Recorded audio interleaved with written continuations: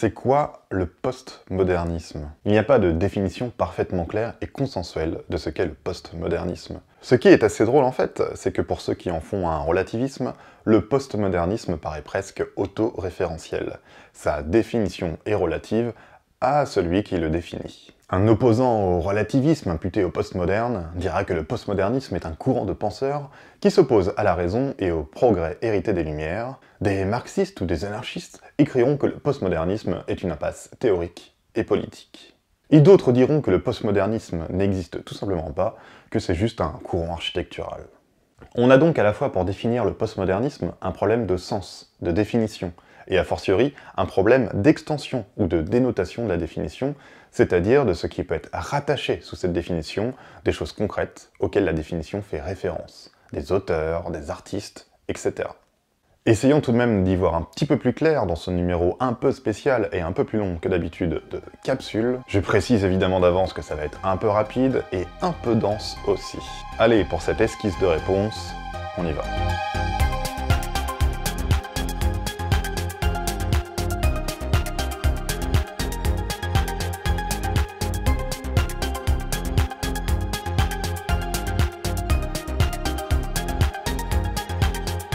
Étudions donc l'histoire du mot postmodernisme, et comment ce mot a fait son entrée dans le champ philosophique pour devenir de plus en plus péjoratif. On va voir que le mot postmodernisme est surtout utilisé par ceux qui le critiquent, et on va voir donc que sa définition évolue en fonction de qui vient la critique.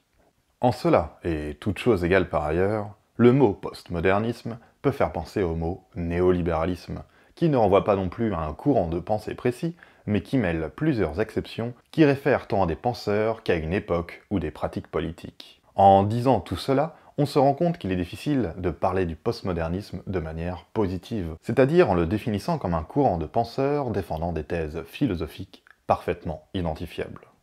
De quoi parle-t-on quand on parle de postmodernisme? D'une époque, d'une philosophie, d'un courant de pensée? Eh bien en fait, c'est un peu tout ça. Comme l'indique Perry Anderson, dans son très utile livre « Les origines de la postmodernité », le mot postmodernisme a d'abord été forgé dans l'art, en poésie dès les années 30, puis en littérature avec Hiab Hassan et en architecture avec Charles Jencks. En philosophie, le terme est utilisé pour désigner un nombre important de penseurs différents, parfois aussi appelés post-structuralistes. C'est la fameuse French Theory. Américanisation académique de penseurs divers et souvent opposés, comme Derrida, Foucault, Lacan, Baudrillard, etc. Cette French Theory a été travaillée de manière très précise par François Cusset dans son ouvrage du même nom, et qui date notamment la naissance du post-structuralisme à l'octobre 1966 par la critique derridienne du structuralisme de Lévi-Strauss. Pour d'autres, le post-structuralisme et le postmodernisme seraient influencés par le criticisme kantien, le perspectivisme nietzschéen. Tout un programme assez peu sérieux. À ce train-là, les trois quarts de la philosophie pourraient être dites postmoderne. On pourrait encore également parler de ceux qui étudient le concept de postmodernité, comme un outil, une grille d'analyse sociologique pour étudier la sociologie contemporaine, à l'instar de Gilles Lipovetsky, Ulrich Beck, Anthony Giddens, Zygmunt Bauman ou encore Michel Maffesoli, de manière plutôt controversée. On pourra aussi parler d'auteurs encore plus divers et pluridisciplinaires, certains provenant des Cultural Studies, des études littéraires, ou d'autres encore en philosophie ou sociologie des sciences, comme Bruno Latour, Feyerabend, Thomas Kuhn, mais aussi le pragmatiste Richard Rorty. On a donc dit que le terme était né dans l'art, mais le mot est introduit en philosophie en 1979 avec le philosophe Jean-François Lyotard et son fameux ouvrage La condition postmoderne, qui constitue le résultat d'une commande du gouvernement québécois sur l'état du savoir à l'époque contemporaine. Lyotard décrit une situation dans laquelle on ne croit plus à des récits totalisants, tels celui du progrès, de l'émancipation, des récits notamment portés par les Lumières, le marxisme, l'hégélianisme, etc. Bref, tout ce qui pourrait être caractérisé comme faisant partie de la modernité, comme discours promettant un bel avenir à l'humanité sous les auspices de la science et de la raison. Or, pour Lyotard, la nouvelle période, dite alors postmoderne, se caractérise par un délitement du lien social causé par les nouvelles technologies de la communication et de l'information, et surtout par le fait que la science, qui devait permettre l'émancipation, n'arrive plus à être légitime, qu'elle est à présent considéré comme un discours parmi d'autres. Un discours qui a d'ailleurs un peu échoué. Auschwitz marquerait l'avènement de la postmodernité. Post, c'est-à-dire après le moderne, parce que la raison et la modernité se seraient retournées contre elles-mêmes. Et ça continuerait avec le stalinisme ou la menace d'une guerre nucléaire. Bref, le postmodernisme paraît être l'expression amère d'une déception face aux promesses ambitieuses de la modernité, elle-même d'ailleurs uniformisée, et d'une méfiance envers les essentialismes qui postulent une nature humaine et l'idée d'un progrès nécessaire selon une philosophie de l'histoire d'inspiration kantienne. L'héritier de l'école de Francfort, Jürgen Habermas, dont on a souvent parlé sur la chaîne, ne veut pas renier ses promesses, les promesses des Lumières qui définiraient la modernité. Au début des années 80, Habermas va être le premier critique d'envergure du postmodernisme érigé en courant de pensée plus ou moins uniforme, en soutenant que si la raison comporte en elle-même des effets pervers, que si le projet des Lumières a pu être perverti, comme l'ont montré d'ailleurs Adorno et Horkheimer dans le livre La dialectique de la raison, il ne faut pas jeter le bébé de la rationalité froide avec l'eau du bain de la raison en général. La modernité est pour Habermas un projet inachevé qu'il faut sans cesse reprendre et régénérer. Le postmodernisme, en étant trop méfiant, trop pessimiste face aux promesses de la raison, n'est en quelque sorte pour Habermas qu'une forme nouvelle de conservatisme. La raison contient pour Habermas de quoi réellement émanciper les êtres humains, si on est capable de bien l'utiliser, à travers notamment les ressources du langage, comme on a pu le voir dans l'épisode de Politikon consacré à la démocratie délibérative. Enfin, presque au même moment, le penseur marxiste Frederick Jameson donne une conférence qui deviendra plus tard un livre important pour caractériser le postmoderne, la postmodernité et le postmodernisme. Jameson caractérise le postmodernisme comme étant une période historique du capitalisme clairement identifiable, dans laquelle toutes les dimensions de la vie humaine ont été englobées dans le système marchand. Et en ce sens, Jameson dépeint un nouveau capitalisme qui se traduit culturellement à travers le postmodernisme. Et ce serait cette extension, pour le dire très vite, du capitalisme à toutes les dimensions de la culture humaine qui produirait alors l'incrédulité envers les méta-récits, les récits totalisants décrits par Lyotard. Et c'est dans les années 90 que le postmodernisme va prendre un sens de plus en plus péjoratif. On notera l'ouvrage du marxisme tendance trotskiste Alex Kallinikos, Against Postmodernism, ou encore The Illusion of Postmodernism de Terry Eagleton, et également The Condition of Postmodernity de David Harvey. Pour le dire encore une fois trop rapidement, la critique commune à ces auteurs est que le postmodernisme produit une dispersion du sujet révolutionnaire et un éparpillement des identités qui s'accommodent bien du capitalisme libéral. Ce qui produit au final une impuissance politique. Enfin, de manière bien plus fameuse, on notera le canular du physicien Alan Sokal, paru dans la revue Social Text, pour moquer les incohérences et les usages métaphoriques des sciences physiques dans la pensée dite postmoderne.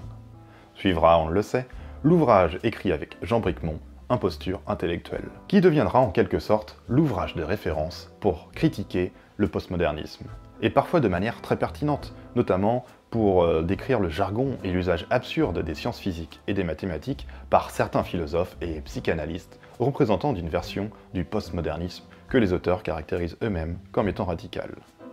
Le terme de postmodernisme est donc depuis les années 90 souvent utilisé comme un raccourci commode pour désigner des théories pour lesquelles tout est flou, tout est relatif, et qui portent un soupçon radical sur les idéaux des Lumières. La raison, le progrès, l'émancipation, le tout présenté dans un écrin jargonnant et prétentieux. Si l'on peut noter bien sûr des dérives et des absurdités masturbatoires, nées parfois de la recherche d'un prestige intellectuel ou d'une simple posture visant à se donner des gages de radicalité théorique, il serait bon de ne pas plaquer le pire sur le meilleur de ce qu'on peut trouver chez des penseurs qui sont méfiants envers les promesses d'une modernité souvent elle-même homogénéisée et idéalisée et qui sont bien trop divers, que ce soit par leur thèse ou leur méthode, pour être aisément rassemblés ensemble sous une seule étiquette qui n'a rien à voir avec les hommes de paille du relativisme absolu, de l'antirationalisme ou encore de l'antiprogressisme. Au final, c'est quoi le postmodernisme? Un épouvantail pour claironner la fin de la raison et de la civilisation, l'invisibilisation du prolétariat et la multiplication abusive des sujets à émanciper, bien souvent, et cela à travers de nombreux raccourcis. Est-ce un courant de pensée? On a vu que c'était assez difficile de l'affirmer clairement.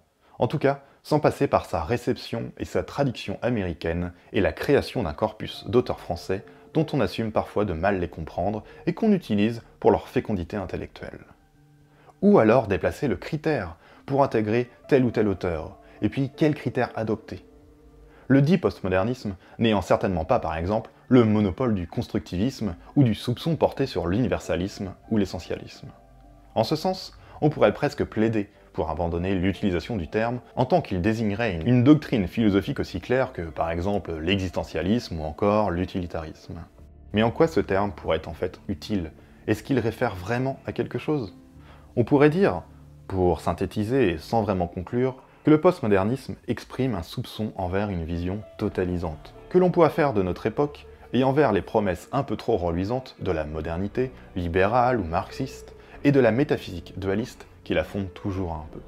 Ce serait alors la caractérisation d'une époque, que l'on retrouverait dans des écrits théoriques ou encore des œuvres artistiques, comme la déconstruction initiée par Derrida, que l'on a vu dans les dernières capsules. Et on peut espérer alors que le postmodernisme, en tant que constat apporté sur une époque, n'empêcherait pas vraiment de penser de nouvelles stratégies d'émancipation humaine, à travers et au-delà des différences. Bref, de faire émerger un universalisme non contradictoire qui tiendrait ses promesses.